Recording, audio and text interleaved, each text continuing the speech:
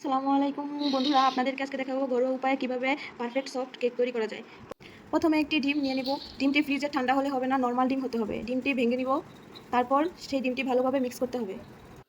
একটা ডিমের মধ্যে 1 কাপ চিনি দিয়ে দিলাম, বা চিনিটা বেশি কম বেশিও দেওয়া যাবে, যে যেরকম মিষ্টি খায় সেরকম। তারপর সেটাকে ভালোভাবে মিক্স করতে হবে যতক্ষণ চিনিটা না গলবে ততক্ষণ পর্যন্ত। চিনি মিক্স হওয়ার পর দিয়ে দিলাম 2 চামচ পরিমাণ গুঁড়ো দুধ। গুঁড়ো দুধটি যতক্ষণ পর্যন্ত মিক্স না হবে ততক্ষণ মেশাতে হবে। দুধটা মেশানো শেষ হয়ে গেছে। শেষ হওয়ার পর আমি দিয়ে দিব এখানে ওরিও বিস্কিটের গুঁড়া। আমি যেহেতু চকলেট ফ্লেভারের কেকটি তৈরি করব, তাই চকলেট ফ্লেভারের বিস্কিটটা নিয়েছি। এই বিস্কিটটা ভালোভাবে মেশাতে হবে যেন কোনো দানা না থাকে। বিস্কিটটি মিক্স করার পর আমি এখানে দিয়ে দিব আটা বা ময়দা, আপনারা ঘরে যেটা থাকে সেটাই দিতে পারবেন। আমি যেহেতু একটি ডিম দিয়ে কেকটি তৈরি করছি, তাই আমি 1 কাপ পরিমাণ আটা দিয়ে দিয়েছি। আটা ভালো করে মিক্স করার পর আমি এখানে দিয়ে দিব তেল। 1 চামচ পরিমাণ তেল ভালোভাবে মেশাতে হবে। আটা ভালো করে মিক্স করার পর আমি এখানে দিয়ে দেব বেকিং পাউডার। 1/2 চামচ বেকিং পাউডার দিয়ে ভালো করে মেশাতে হবে।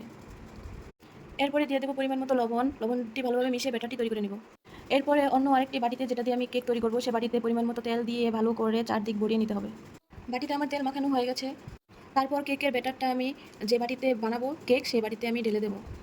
বাটিতে ব্যাটারটা যেন কোনোভাবে ফাঁপা না থাকে, সেজন্য আমি একটু নাড়াচাড়া করে দিলাম, তাহলে আর ভিতরে ফাঁপা থাকবে না। তারপর আমি আগে থেকে কুকারে পানি বসিয়ে রেখেছিলাম। এখন সেই পানিতে আমি কেকের ব্যাটারের যে বাটিটা, সেটা আমি বসিয়ে দেব।